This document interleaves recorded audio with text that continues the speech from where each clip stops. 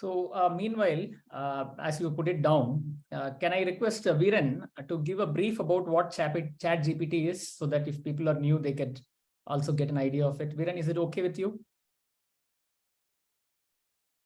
Yeah, I mean, you should always put people on spotlight, which is a good thing. So I will just share because I'm quite a excited person regarding this. So just like Google, where you put your search and then it shows you the relevant links based on its search algorithm. ChatGPT is a bit is intelligent that it gives you a collective answer as the whole human, all the humans are giving. So, and it gives you very to the point and in a concise manner. So now they say it's artificial intelligence, but let's say you have all the humans whom you can access, and you can quickly know that if I'm talking about this topic, then these are the 100 people who know about the topic. They are the master or guru of that topic. And then what would those 100 people will say?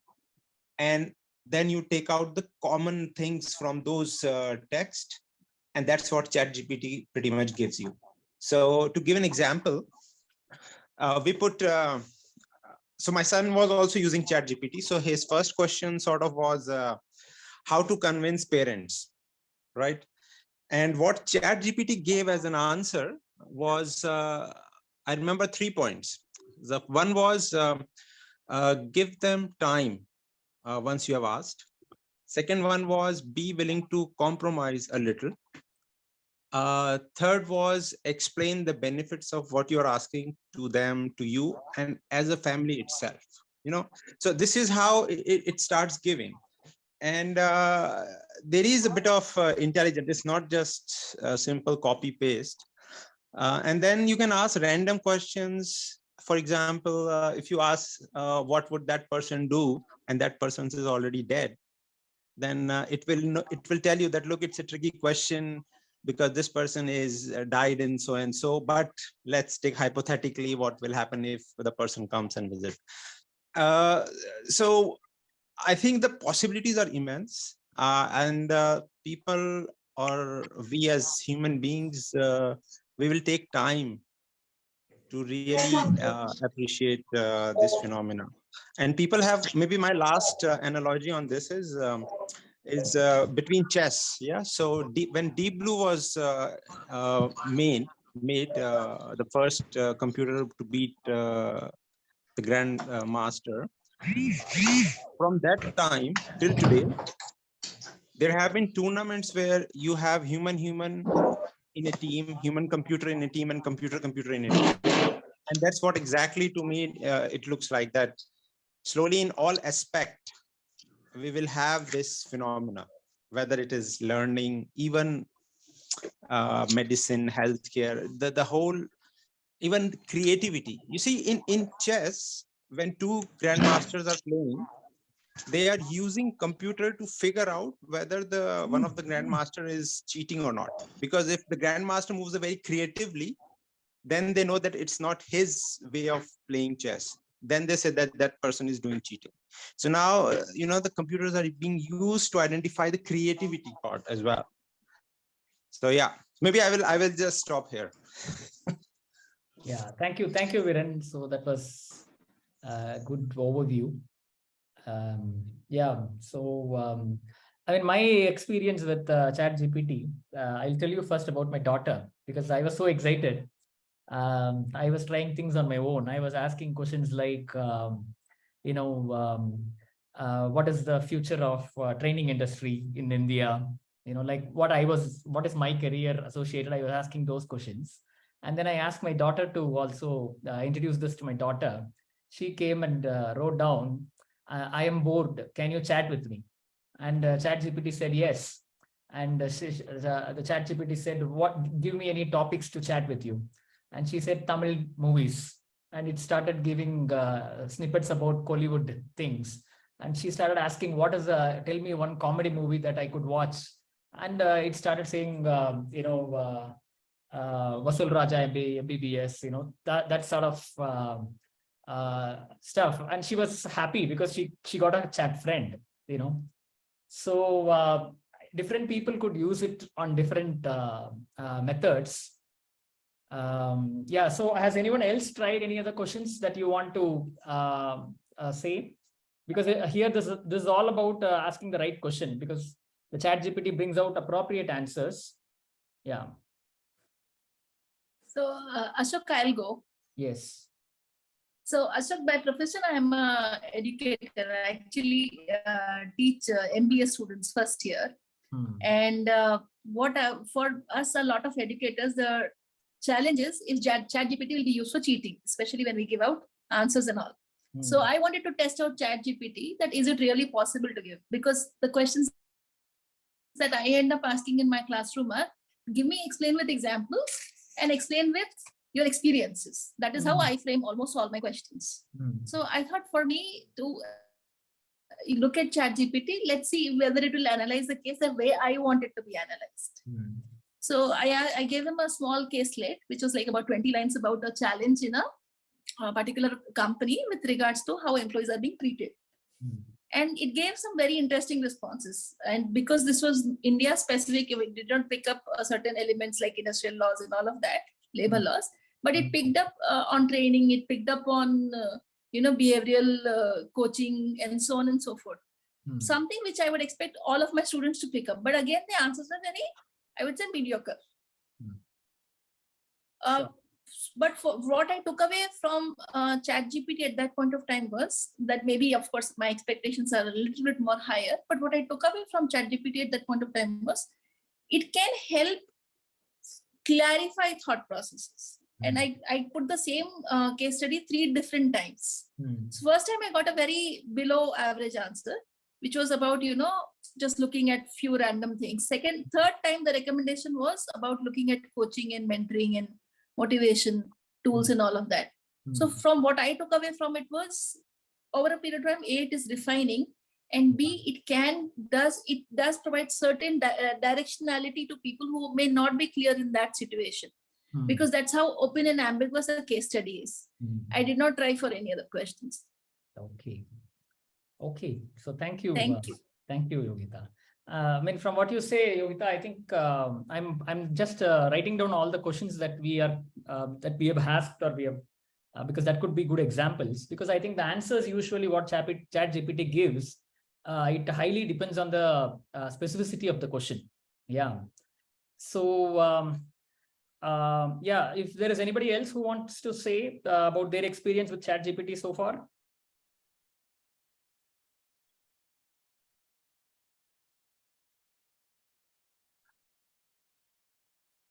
Okay, I have some things to say. I've just made some notes to share in the group on what I figured out from the web on what all is possible.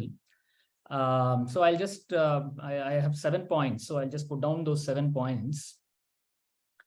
And then maybe, so one is you could debate with ChatGPT, I started to ask ChatGPT, can it debate with me on any viewpoint? Like, for example, children's screen time.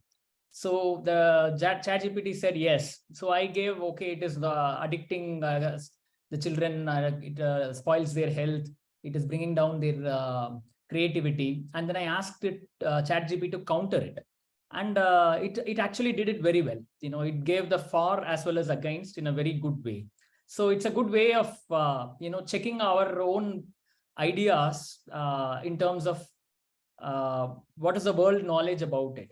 So that's what ChatGPT brings about. So if you want to prepare for any debates, if your children are interested in preparing for any debates, then this is a very good mechanism for that as well. And the second item, which I found it very useful, is you can, like I was telling my daughter, I was asking her to give me a physics question so that we could ask ChatGPT about it. So she said she didn't understand gravitational force, the law of gravitation, the mass of one body, one particle and another particle, the mass together, multiplication of that is equal to the force and divided by inversely proportional, all this stuff. So we put it out, and then I told ChatGPT, explain it to a 10-year-old or 14-year-old. So it gave a particular explanation. Then I said, give it to an 8-year-old. Then finally we put it out for a 5-year-old. So it said, you have two balls and the attraction, the force of attraction between these two balls, one ball you can take it as the earth and one ball you can take it as moon, and how much force is there in between. So it was giving a very highly communicative and clarity oriented answer to the target person, which is not possible in Google as of now. So that is a new element that like we have a 6-year-old to teach. We can even ask, what am I supposed to teach for 6-year-old? And it can give you a prescribed idea. So it can generate a lot of ideas. So, yeah. So, yeah, somebody wants to say something? Yes. Yes, sir. Sir, I'm Rudra Nair and I'm a student. So can I use ChatGPT to complete my assignments? So, Babel, you want to answer this?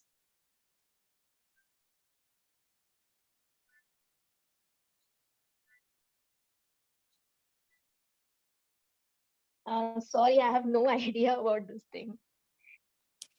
Okay, you can use ChatGPT to answer your assignment, because that is the biggest fear right now all around the world, that everybody feels that the universities will go extinct, or at least not all the universities, at least many universities, because this whole assignment stuff is now coming up with ChatGPT. Whatever the homework that you need to do, ChatGPT presents you very, very easily and very, very quickly. And the challenge is what?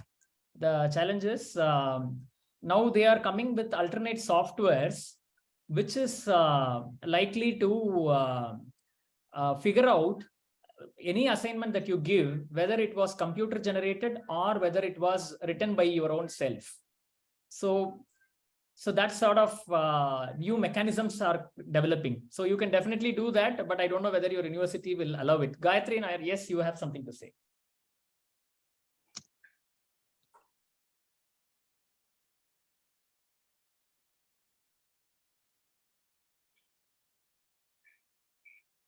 Gayatri, you have to unmute.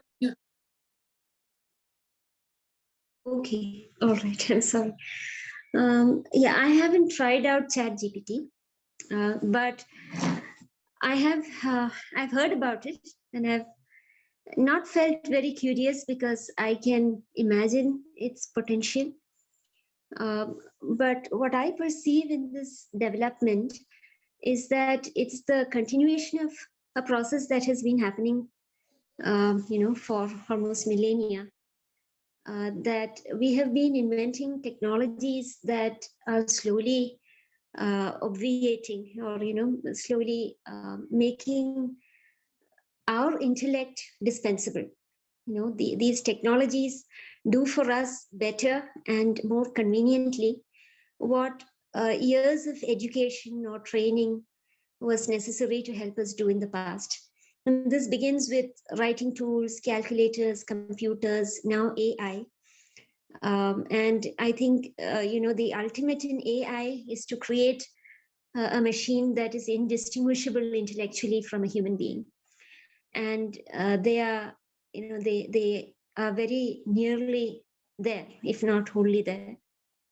So, I think that this process, so far we have signed on to this process to benefiting from, we have signed on to benefiting from the tools that were made available for us through the ingenuity of a very few, and available to the masses to use, because it was convenient and, largely augmented our own abilities without making them unnecessary. But now, as everyone knows, we are at the verge of the next revolution where our intellectual abilities are, being made nearly unnecessary, because from art to research, in fact, my husband tells me that now there are research papers being published where AI, I think maybe ChatGPT, I don't know, but where AI is being credited as one of the authors. So AI has evolved to a place, and it is improving itself exponentially. So it has evolved to a point where where I hear that entire laboratories, or at least one, has been made wholly run by AI augmented tools, machines. So now the question is, what is the role of our intellect? Forget education. Once we understand the role of our intellect in this scenario, then we become maybe better able to think about the role of education, because we need to know what are we offering as human beings, in addition to what AI can do for us. And I don't really have a satisfactory answer to that question, but I have some sort of some semblance to beginning to think about that question. And my approach to that answer is to think that I feel that we have been heading down the wrong track or the wrong path. We have been using technological tools to augment our intellect in order to achieve aspirations and goals which were themselves questionable to begin with. This is the way I'm beginning to think about this question. That is that our aspirations were about doing more in less time, or being more, or seeming more, or using, augmenting our or enabling ourselves to do, to present better papers. Now recently, tools like Grammarly are able to help us mask our knowledge, our ignorance of good language writing skills, our absence of language writing skills. Of course, calculators are helping us to compute quicker. So if we go back maybe a few decades to the past, or a few centuries, we find that there were people who could memorize hundreds of thousands of verses in a complex language like Sanskrit or Latin. And there were people who could compute much faster. And I think there have been studies done that have shown that there has been a gradual decline of intellect over the decades and over the years. And I find that this problem is most acute now. We find that however people like to boast or think or maybe delight that the next generation seems more I use the word with caution, so I won't say more intelligent, but at least they seem more savvy. They have a lot more exposure, more access to information than we do. And that seems to show up as quicker results at an earlier age.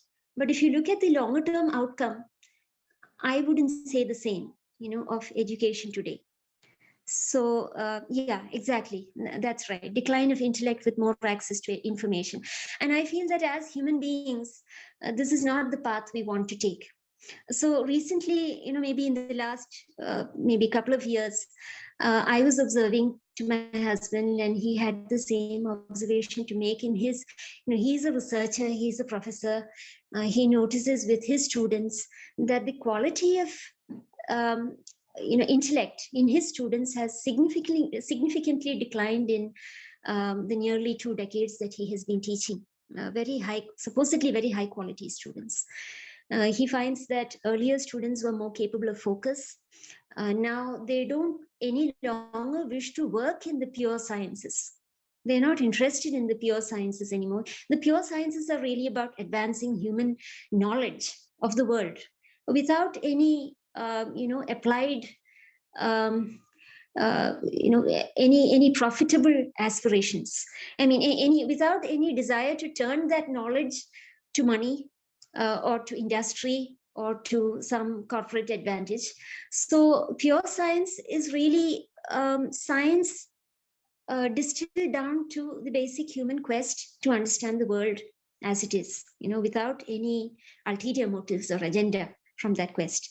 And he finds that very few students now, if any, are interested in that, because of which he's running out of students, and his lab is lying relatively vacant. Whereas this was not the case even 10 years ago. And now, in fact, students don't even have the time to apply themselves to deeper questions, philosophical questions. And it's not just his opinion. This is an opinion shared by people like him in research. And what are students interested in now? They are more often than not interested in computation, basically using sophisticated programs to churn out research papers so that they are able to show more productivity without the real comprehension of the underlying theories and the underlying mathematics, because all that can be automated. So the question is, true, augmented with technology, as Elon Musk says, and he seems to give it a ring of inevitability, which I don't share. But augmented with technology, we as a race are on the brink of a stage in our evolution where we seem to be able to do more as a species. But if you look at what individuals as human beings as individuals are able to do, it's actually much, much less, far, far less. So we can't compute as quickly, we can't remember as much, we can't even write, because we now can type in beautiful fonts. We don't even need to curl our fingers around pencils and write beautifully. So even that seems a redundant skill as far as our children are concerned. So I'm sorry I took a lot of time, but what I wish to say is we really need to think about whether education should even sign on to this bandwagon of augmenting individuals with technology. Maybe individuals can choose to augment themselves with technology once their education is over. But I think the educational path should ignore technology as much as possible, so that we can create really capable human beings for whom technology can be a choice rather than a dependency. Because you can see where this is headed, and this is something I've been writing about since COVID started. Maybe I've let some of that leak onto our homeschoolers group as well, but we can see where this is headed. In another 10 years, and I think it's called Agenda 2030, quite unabashedly by the financial elite. In another 10 years, human beings will become obsolete, and our obsolescence will lead to government, governance, healthcare, education, everything being managed for us by AI. And what will we really be good at? We would basically be maybe good for drawing universal basic incomes and being depopulated because we are useless eaters.